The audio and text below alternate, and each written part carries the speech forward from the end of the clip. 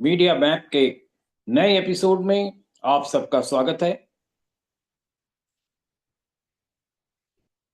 आज हम बात करेंगे फिर से कुंभ की। आप कह रहे थे ना, कुंभ के बारे में बहुत कुछ नहीं हो रहा है, बहुत कुछ हो भी रहा है।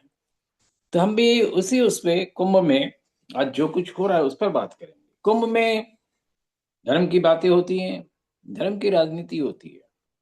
कुंभ में अखाड़ों की राजनीति होती है और कुंभ में कई बार लोग ये भी कोशिश करते हैं कि राजनीति वो अपनी करे, अखाड़ों को जोड़ ले तो उनका जो क्रेडिबिलिटी है वो ज्यादा बढ़ जाती है। ऐसा ही एक कोशिश इलाहाबाद के जो कुंभ हो रहा है इलाहाबाद में, उसमें हो रही थी और ये कहा जा रहा था कि वहां पर एक मीटिंग होनी थी 12 बजे दोपहर में, जनवरी 28 को।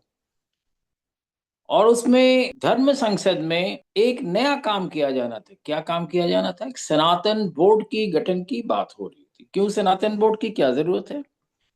नहीं, उनका कहना है कि सनातन बोर्ड जो है, हिंदुओं के जो सारे जो काम होते हैं उसका नियंत्रण वो करेंगे, जो कुछ भी है वो करेंगे। यानी कि एक नए तरह का वक्फ बनाएंगे हम, और उसमें मंदिरों का भी जो कुछ है कंट्रोल रखेंगे, पुरोहितों की नियुक्ति करेंगे, मठ मंदिरों के सरकार से मुक्त कराएंगे, गुरुकुल की स्थापना करेंगे, और इसके अलावा गरीब परिवारों को आर्थिक सहायता भी देंगे, लव जिहाद और धर्मांतरण को रोकेंगे।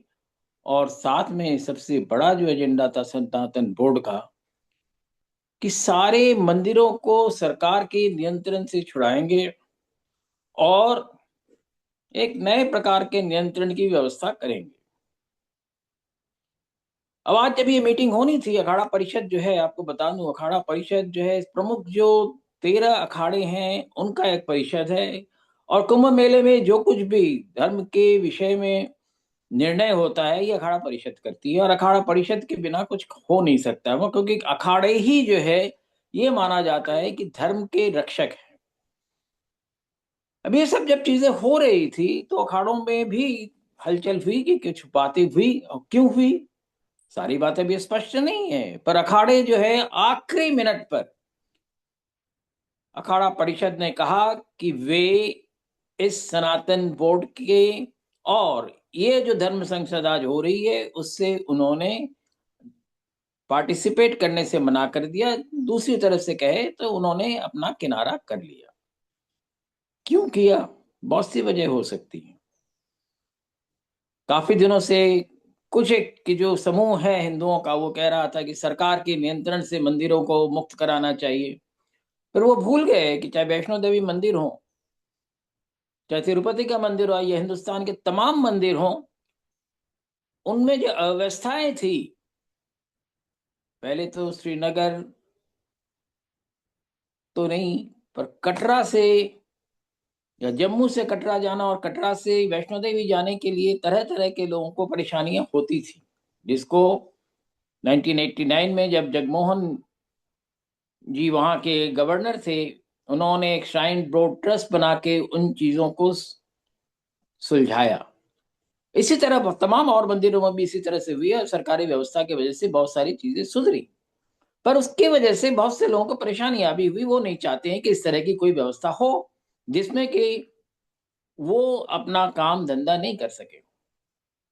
कई मंदिर ऐसे हैं जहां आप देखेंगे आखिरी मिनट में जा रहे हैं, तो जब जाते हैं मंदिरों में पता नहीं क्यों बार बार जो है, जो मंदिर का पट है वो बार बार बंद किया जाता है, खोला जाता है। वो एक परंपरा सी बन गई है।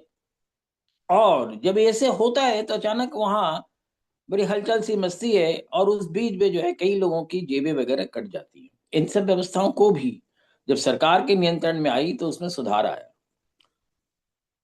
अब अखाड़ा परिषद को जो इसमें जोड़ा गया, तो मुझे लगता है, जैसा कि अनऑफिशियल सोर्सेस के कहना है, कि अखाड़ा परिषद जो है अचानक ऐसी व्यवस्थाओं के परिवर्तन के पक्ष में नहीं है, क्योंकि उनको लगता है कि जो व्यवस्थाएं ठीक से चल रही हैं वो ठीक है। और कुछ एक मंदिर है, जैसे कालीघाट का मंदिर है कोलकाता में, बंगाल में एक और मंदिर है तारापीठ का, वो एक बड़े प्राइवेट बिजनेसमैन के ट्रस्ट ने उसको टेक ओवर कर लिया। यानी कि ये क्या चाहते हैं, जो जो लोग अखाड़ा परिषद का इस्तेमाल करके धर्म संसद में इस तरह के प्रस्ताव ला रहे हैं, कहीं ना कहीं अखाड़ा परिषद के मन में भी ये विचार आया होगा कि उनका इस्तेमाल कर ये किसी दूसरे तरह का निजीकरण करना चाह रहे हैं। तो उस निजीकरण के खिलाफ ही लगता है अखाड़ा परिषद ने आज की जो उनकी सभा थी, यानी जनवरी 28 की जो सभा थी, उससे उन्होंने भाग लेने से मना कर दिया और ये कहा कि इस बारे में हम अभी कुछ नहीं बताएंगे, और वो उससे अलग हो गए।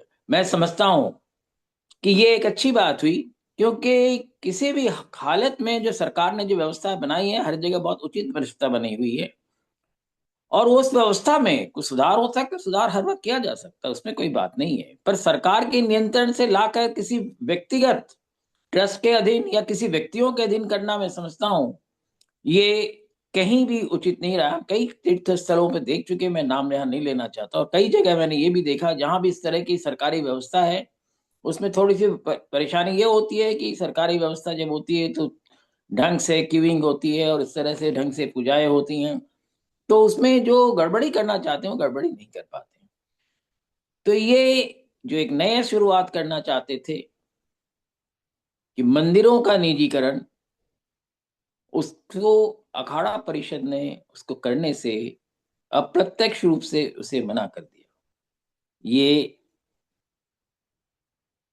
मैं समझता हूँ कि धर्म संसद जो है, इसी प्रकार से अगर धर्म के विषय में निर्णय लेता रहे, तो धर्म भी बचा रहेगा। जो तीर्थ यात्री हैं, जो श्रद्धालु हैं, उनका भी किसी प्रकार का शोषण नहीं होगा। ये एक सही कदम है, और हर चीज़ सरकार जो है, सरकार व्यवस्थाएँ बनाती है, और उस व्यवस्था को अगर ठीक से चलाई जाती है, तो बहुत अच्छा रहता है। तो आज यहीं तक मैं आपसे फिर से कहूँगा कि हमारे मीडिया मैप के इस एपिसोड को और आगे आने वाले सारे एपिसोडों को सब्सक्राइब करें, इसको लाइक करें और शेयर करें। हमारे साथ आप जुड़ने के लिए आपको बहुत धन्यवाद।